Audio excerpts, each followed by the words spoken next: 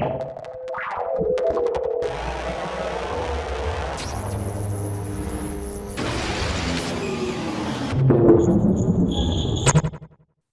Manjit Rajain is the founder and global chairman of the Tinon Group.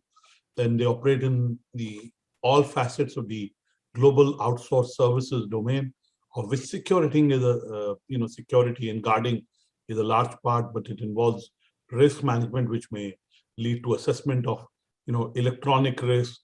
We live in a digital economy, in a digital era, so we are connected, and connected devices bring their own risks in terms of e-risks. But he talked about how drones can really make sure that we are able to do surveillance or mapping in a very fast way, and hopefully in a very economic way, much more economic way and more efficient. I have only two questions for you, Mr. Rajain. You alluded to some of the directional changes that are happening. You said we are moving from inputs to outcomes. You said output, but outcomes are very important. Now, when you deal with facility heads, when I say you, I mean your teams, your organization. Now, what is the change in their mindset that you see has happened over the last 20 odd months post-corona? Anuragji, it's of course, I'm going to call you Anuragji because you're much more educated than me, although I think very surely I'm elder to you. Nobody would believe that.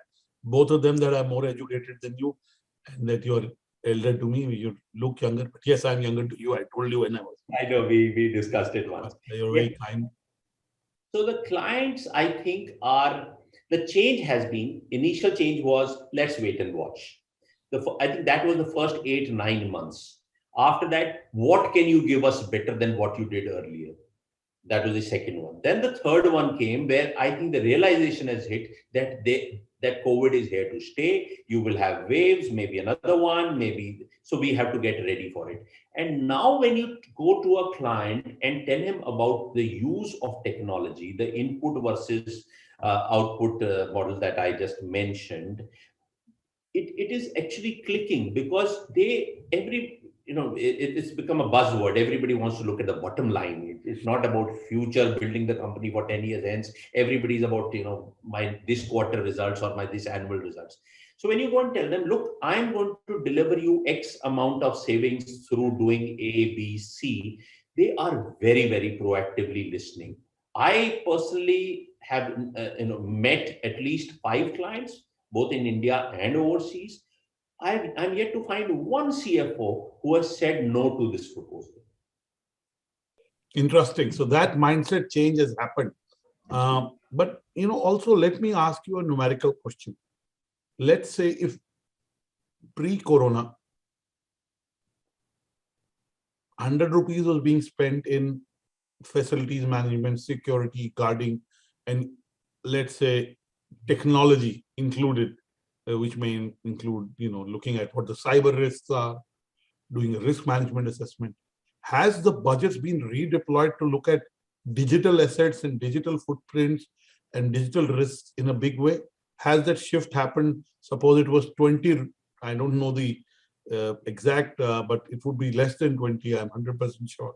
Has that moved to 30, 40, or is it likely to move to a substantial number? Yeah, Raji, a very, very interesting question, because you are absolutely right. It was much less than 20 also. Typically, if you went to a client, a large client, and said, I'm going to put CCTV systems, I'm going to use artificial intelligence to monitor your site, the guy would say, I have no money, you put your systems and I will pay you as we use. And which meant we had a major CapEx outlay, which was not possible for most companies. Today, the client is willing to spend money. But I would say we are somewhere around the 30% range, coming up from the 15% range. So that if I look at it positively, it's 100% increase in what had happened earlier. But really speaking, on the larger scale of things, it is still 30%. But my belief is, give it another year, and this 30% may very well go to 50%. Absolutely.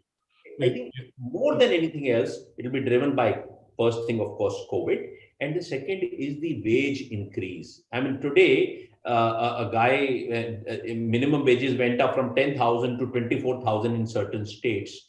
You can't take up your budget to 24,000 overnight when you have 100 people or 200 people deployed over there. So you will increasingly deploy technology. Exactly. Choice nahi hai. Absolutely. It's a business imperative, as we would say. My last question before I let you go.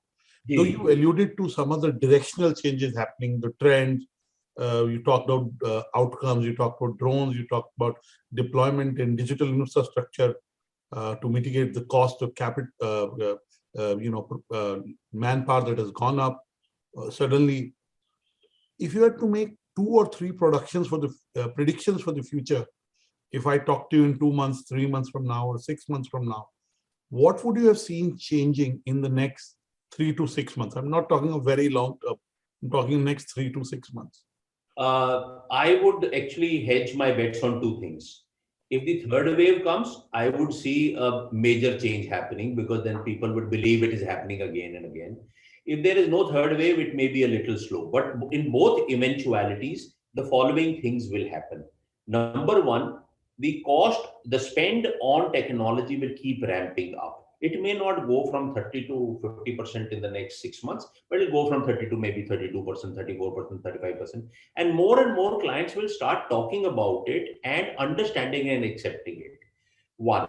2, the big thing that change that I feel will happen is the movement from this standard model of give me 100 guards and that is all I need, and I'll tell you how many people I need. The movement from that to saying this is the job that needs to be done. You decide how much people you want to put and how much technology you want to put. I have this budget, please fit it in this budget, or you tell me what is the ideal budget for this level of security. So from counting people to just the results. Clearly, the move to technology and investments in technology, both infrastructure as well as services, looking at softer issues that can lead to data breaches, that can lead to other cyber leaks, can be mitigated by use of technology. Also, as the cost of manpower goes up, technology deployment will get hastened. As you rightly talked about, even if there is no third wave, this acceleration will continue. Of course, with a third wave, the human contact will need to be minimized, because we as humans will be prepared for much more such outcomes, if it happens again. And I hope that's not the case. And if you look at the data in South Africa, the hospitalization has come down. So the severity of Omicron is actually not that severe. But at the same time, countries like UK, Netherlands, they have really imposed lockdown, because for some of the populations, aging populations, even with that severity, it can cause fatality. And the vaccination percentages are low.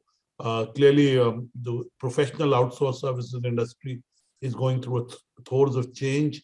It is mirrored both by the what's happening in the overall society and the economy.